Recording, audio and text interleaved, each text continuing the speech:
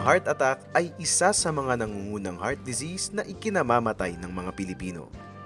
Kaya dapat maging laging handa kung sakaling mangyari ito sa iyong kasama.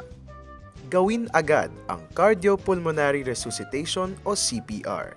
Ilapat ang magkapatong na mga kamay sa dibdib ng biktima at idiin ang mga ito ng 1 hanggang 2 beses upang maging normal muli ang sirkulasyon ng dugo at puso. Maaari ring gawin ang cardiac massage at mouth-to-mouth resuscitation upang magdala ng oxygen sa katawan.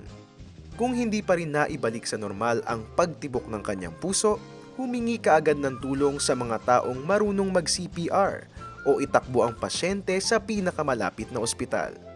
Sa ganitong pagkakataon, maging kalmado upang ang buhay ng biktima ay mailigtas mo.